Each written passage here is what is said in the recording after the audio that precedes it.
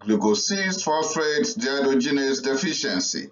It is a disease that you should know more about. Without further ado, let's go. Hi everyone, I want to talk to you about G6PDD.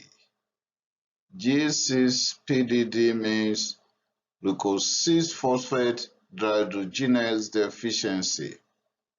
Have you heard about that before? Or someone close to you is already diagnosed with that? Okay, let's go.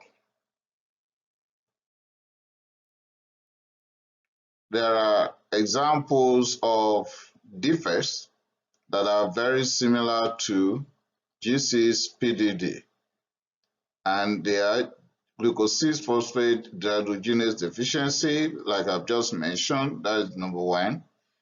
And close to that is 6PDD, as if you are reversing the letters in the first case, like G6PDD reversed. So 6PDD, that is 6-phosphate gluconate dehydrogenase deficiency.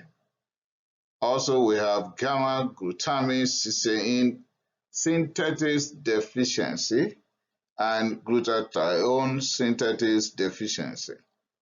All the above are the possible enzyme defects found in Hexose monophosphate shunt pathway and glutathione pathway. Don't mind my biochemical terms today. That is what the disease is all about. So they are meant to protect the red blood cells from oxidant injury. But the deficiency could be inherited.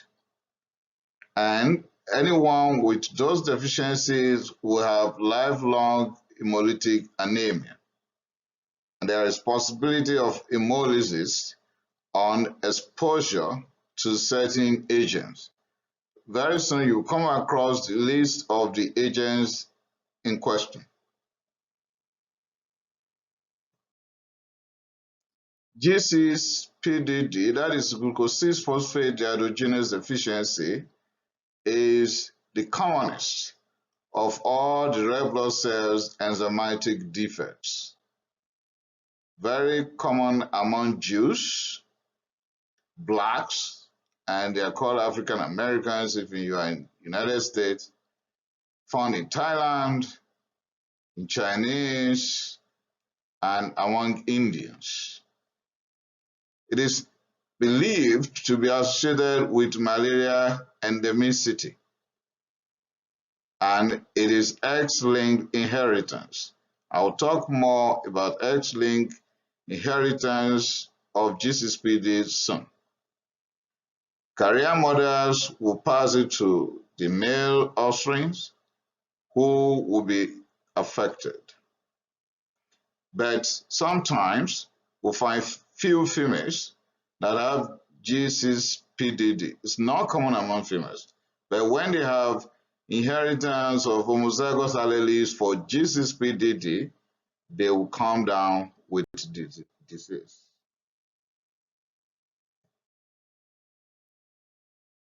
There are different classes of glucose-6-phosphate dehydrogenase deficiency. Class 1. Class 1 will have less than 10% of normal enzymes.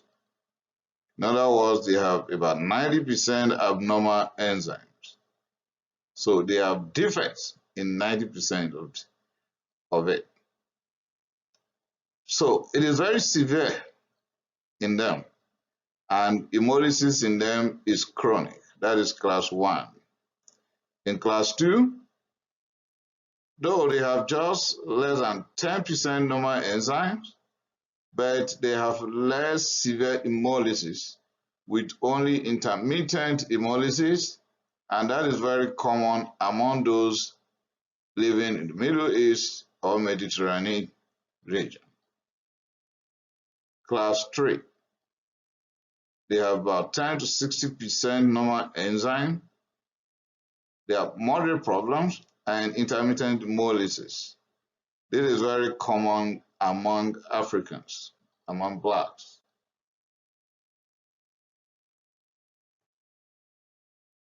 the class 4, they have no deficiency, no enzyme defects, no hemolysis.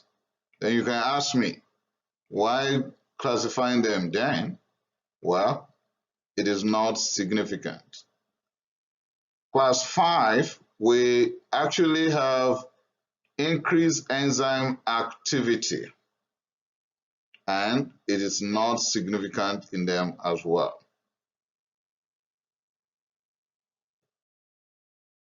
Still on glucose-6-phosphate dehydrogenase, the Mediterranean, the group is found in the Middle East, the Mediterranean, and they have class 2 type characteristics. They have severe hemolysis when they are exposed to oxidants.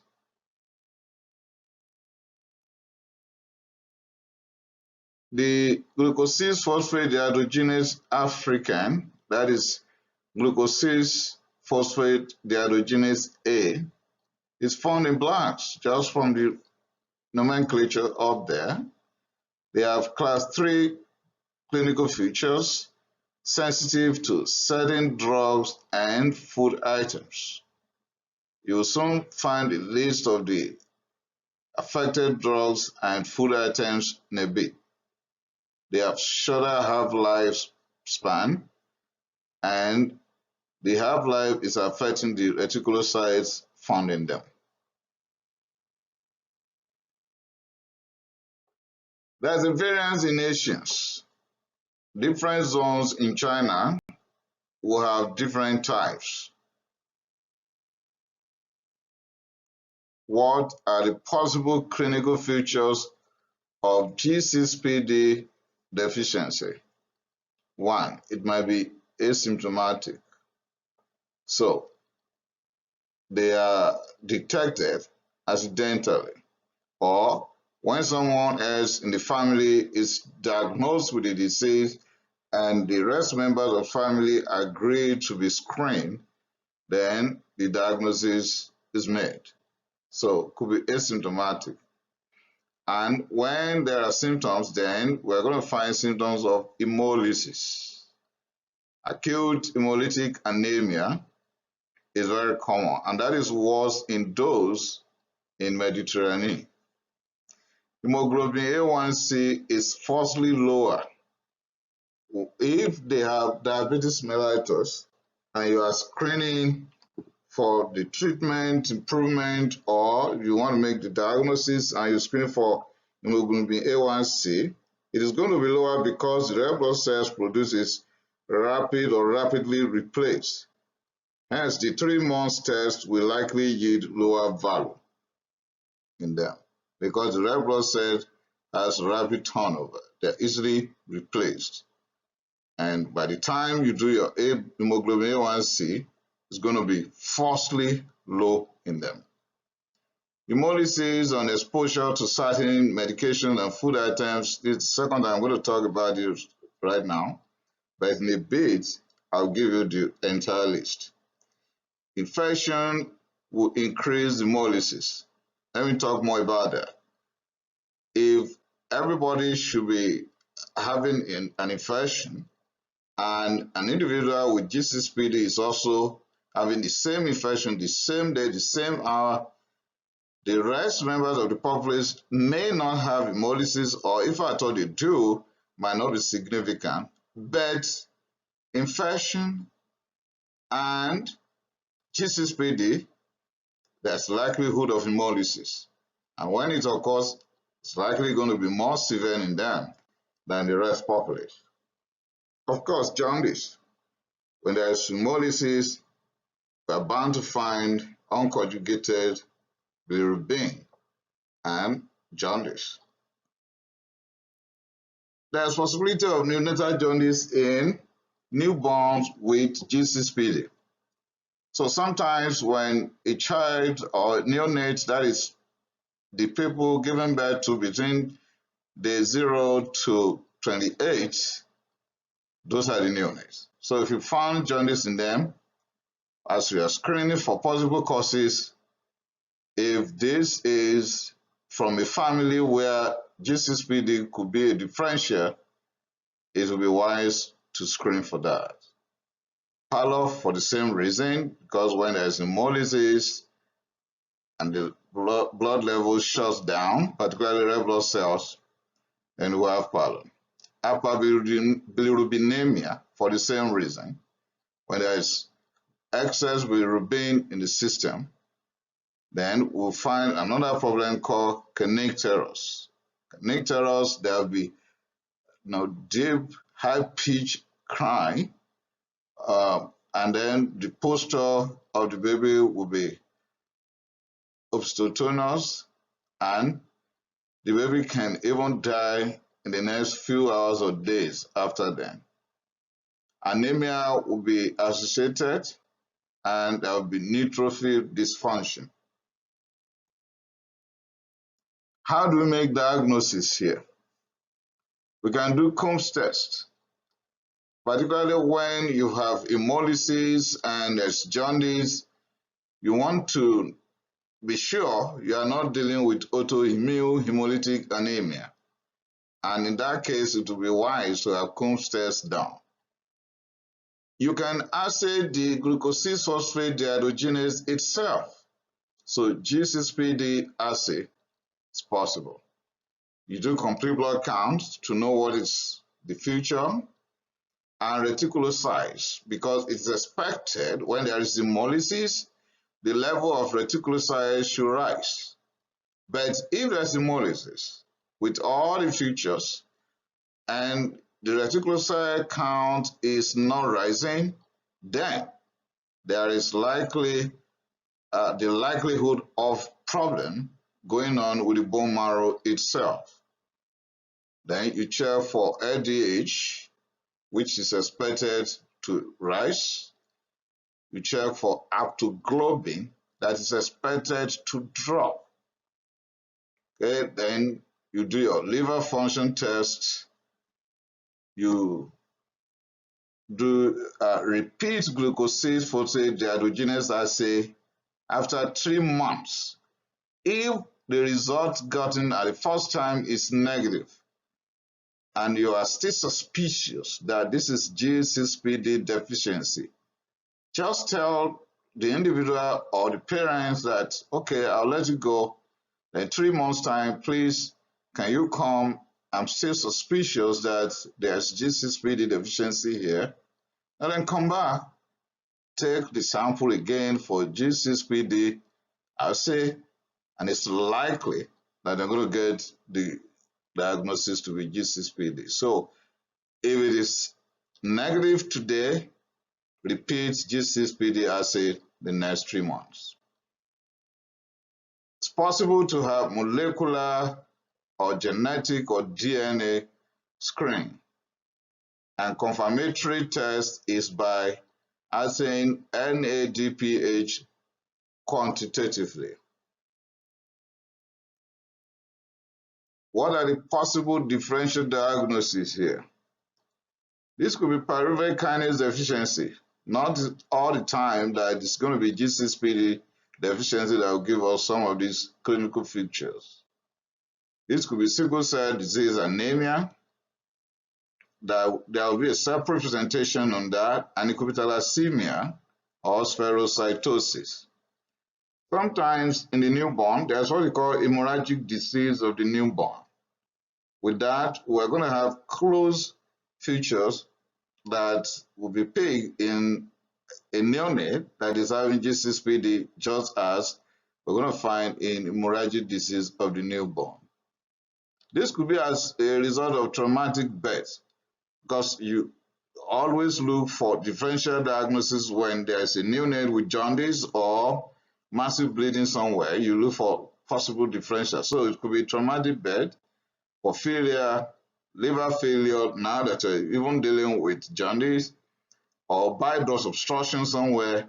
And if this is an adult or even becoming an elderly person before the diagnosis is made or whatever, you may be suspecting ampullary carcinoma or pancreatic cancer of the head of the pancreas, or prematurity. if this is a newborn. Because if this is a premature baby, born before term, liver development might not be so full and will not be able to handle the production of bilirubin and metabolism of hem and globin. The treatment. First thing first, avoid what you could avoid. Avoid some of these medications and food items. Primaquine. Unfortunately, G6PD is already known to be associated with malaria, and primaquine is one of the medications for malaria treatment. But for my patient that is G6PD deficient, I will not encourage, I will not prescribe, I will not advise the individual to take primaquine. So primaquine off the table. Okay, G6PD deficient patient having urinary tract infection, no nitrofurantoin, please take it off. No nitrofurantoin. And G6PD, the other time I said you want to assay your hemoglobin A1C in a diabetic patient, but this patient is having diabetes, your hemoglobin A1C could be falsely negative, but you want to prescribe oral hypoglycemic agent. This is type 2, right? No chlorpropamide, please. No chlorpropamide. Pyrogluticase, no. Fava beans, no. Amine nitrate, no. Naphthalene, no.